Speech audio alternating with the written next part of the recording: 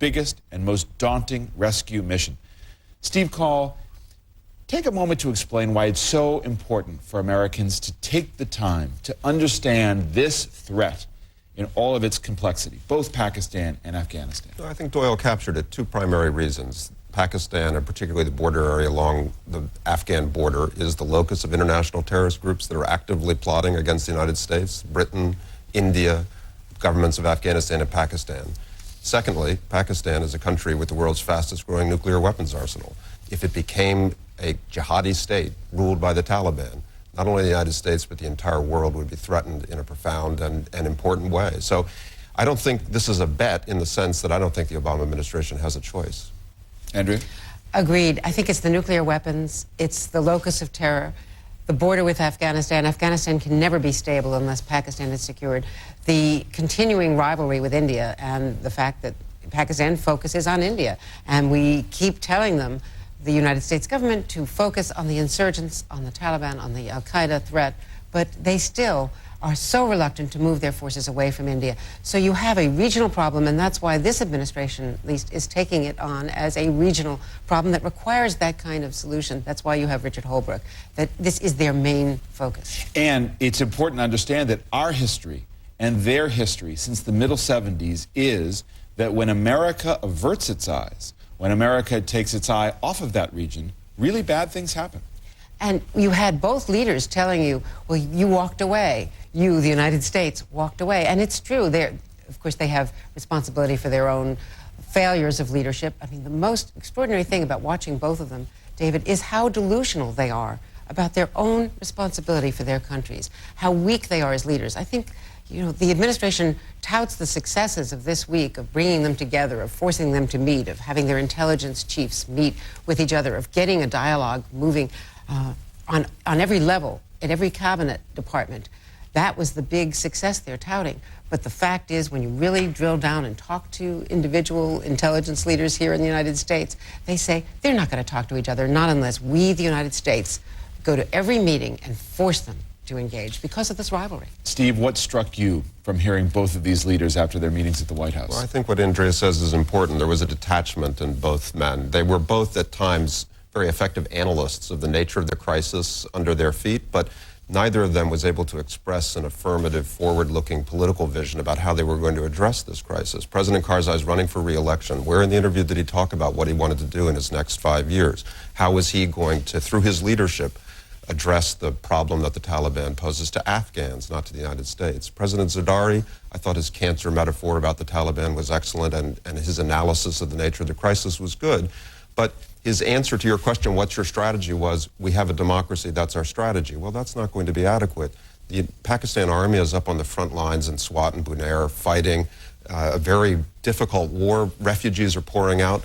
You would imagine the president of a democracy standing with those people who are now at the heart of the war, going to the hospitals, standing in the marketplaces, saying, this is our war, we're taking this place back from the Taliban. Instead, there was this air of sort of detachment throughout both interviews that was concerning. We talk about Osama bin Laden, and this is sort of the tip of the iceberg. People I've talked to indicate that there hasn't been any actionable intelligence on the whereabouts of bin Laden since 2002, which they say is a prime example of a real shifting of resources to the war in Iraq. So my question, and Andrew, I'll start with you. You know, people follow Afghanistan, follow Pakistan, and they say, you know, it's the same enemy. Things have not really changed. It's just as dangerous since 9/11. How do we define victory?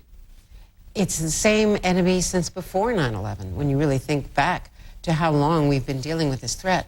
And victory would have to be defined by having a strong central government with democratic principles. But you see more and more often people in the administration saying, we can't find it with these two leaders. So they're trying to figure out a way to layer Karzai after the election. They don't see an alternative but to have some sort of strong chief of staff under him to try to prop him up, because he hasn't proved able to govern. Zardari is hopelessly ineffective. 80% of the popular support now goes to the Islamicist leader, Sharif, the former leader, who is no friend of the United States, but they are, you know, flirting with him as an alternative, or the military. They don't really know where to find a stable government. And that's one of their first challenges, to find a government with which this country can deal. So, Steve, what is it that the United States can achieve, and what is the risk of not achieving it? Well, it has to achieve stability, and it has to continue to fight al-Qaeda, because al-Qaeda is continuing to fight the United States. The final dismantling of al-Qaeda's leadership is a realistic goal, but it may take some time, and it certainly will take some effort. Stability in South Asia will be more difficult to achieve, but containing the Taliban, rolling them back, and creating conditions for Pakistan's democracy to flourish, and for the Pakistani people in particular to start to feel as if their country is going in the right direction. Those, I think, have to be the goals. In the long run, stability in this region, in Afghanistan and Pakistan, can't be achieved unless Pakistan normalizes its relations with India, makes peace with India. In the long run, that's the goal. But in order to even create conditions for that to be pursued, right now, the Taliban have to be rolled back. But this momentum has to be the question is are you actually capable of defeating the Taliban? I mean, here in the western part of Pakistan, where Osama bin Laden is believed to be hiding, and Zawahiri, his number two, is believed to be hiding, you have the biggest manhunt in the history of the world, the biggest bounty on their heads in the history of the world, and nobody has turned these guys in. It's true, he's among friends, and it's also true that the effort to find him has not been as robust over the last 5 or 6 years as it should have been. But look, this is not a war with a purely military solution. The defeat of the Taliban is really a political project in which they are contained, marginalized, and ultimately reduced to a nuisance. That is what I believe the government of the United States and its international allies is trying to press upon President Karzai, President Zardari, that you need all of your government in this fight. This is not something just for the Pakistan army. This is for the civilian administration. This is for the political parties, everyone, because in the end, the Taliban aren't going to be eradicated, wiped out like a poppy crop. They're just going to be converted into ordinary politics, contained and reduced as a menace to Pakistan and to the United States, if success is to be achieved. And that's why you had what some people might have criticized as a dog and pony show at the State Department, with 32 people participating, people from every department, and Karzai, Zardari, Secretary of State Clinton, Richard Holbrooke, but to try to get them to engage, because if there isn't some kind of domestic program for these two countries, particularly Afghanistan, where there has been no civilian component to the military operations, they believe that it will fail. That said, I think it, in the short term, has to also boil down to the nuclear weapons. We heard the president saying at his news conference that he believes he has confidence they're secure. They don't really have confidence they're secure. They had more confidence under Musharraf because they had a general in charge, and they felt that the military really did have this relationship where we had a triple key program. We had the codes as well as the Pakistanis. They now are very concerned about these weapons moving around the country. In 10 seconds, does the U.S. public have the stomach for a longer, more protracted fight with U.S. troops on the ground in Afghanistan? I think the U.S. public wonders why we're there, but the truth is that we have to be there while Pakistan is at issue, its stability and its government is at issue. All right, we'll leave it there. Andrea Mitchell, Steve Call, thank you both very much. And coming next... My next 100 days will be so successful, I will be able to complete them in 72 days. And on the 73rd day, I will rest. Highlights from President Obama's night as comedian-in-chief to the press and official Washington. Next on Meet the Press. With just a few adjustments, the plan we worked on for your retirement makes sense. Just stay on track. What is... That's the guidance you get from Fidelity. Thanks.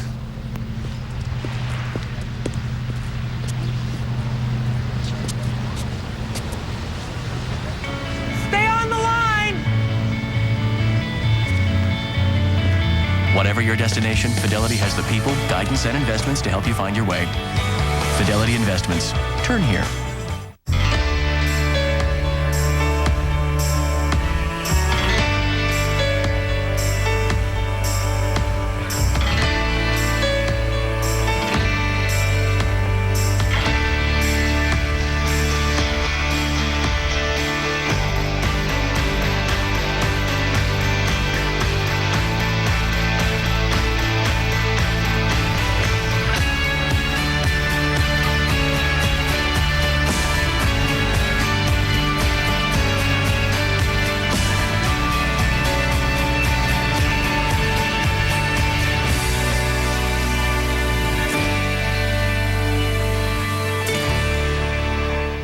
You don't have to be technically minded to get ready for digital TV.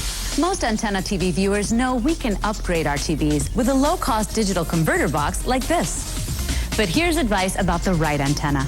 Digital technology can now broadcast more channels for free, even free HD channels. Be sure you have the best VHF UHF antenna to ensure you get all the free channels out there. For help, visit antennaweb.org. Make sure your antenna TV is DTV with the right antenna. Before we go this morning, some highlights from last night's White House Correspondents' Dinner here in Washington, where the president met the press with some comedic jabs and one-liners. Good evening, everybody. I would like to welcome you all to the 10-day anniversary of my first 100 days. I am Barack Obama. Most of you covered me. All of you voted for me. Now, Sasha and Malia aren't here tonight because they're grounded. You can't just take Air Force One on a joyride to Manhattan. I don't care whose kids you are. Which brings me to another thing that's changed in this new, warmer, fuzzier White House.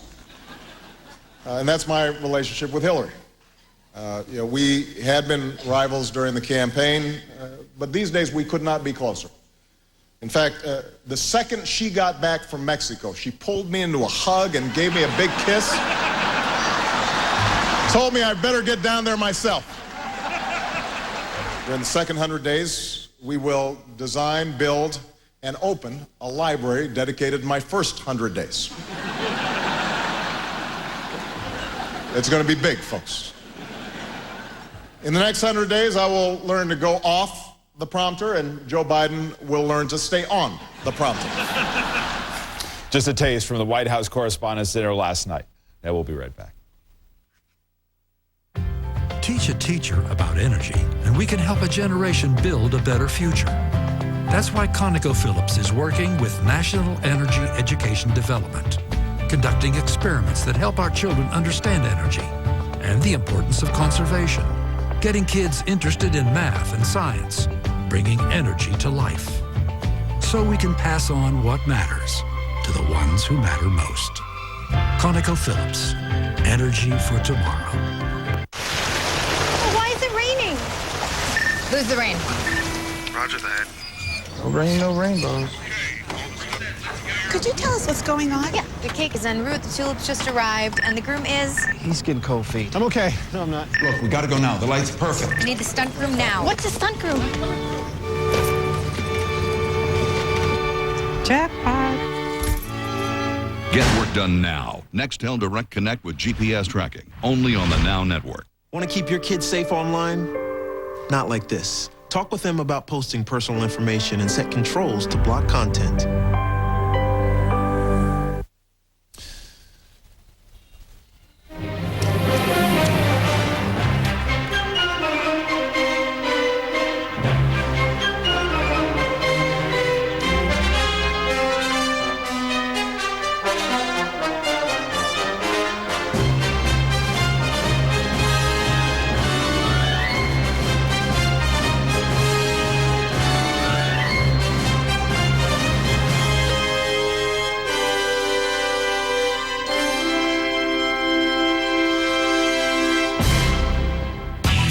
Press Video Podcast. Get the #1 Sunday morning news show anytime, anywhere, free. Podcasts.msnbc.com. Sprinter Van Service. Sprinter Van Parts.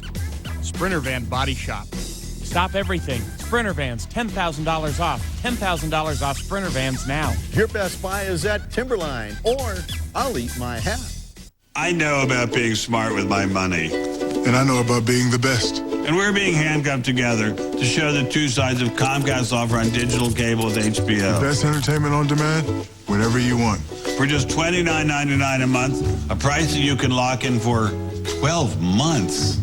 It's our best offer of the year. Comcast digital cable with on-demand and HBO for just $29.99 a month for 12 months. Call 1-800-COMCAST today. We should do a movie, Shaq and Stein. I like it.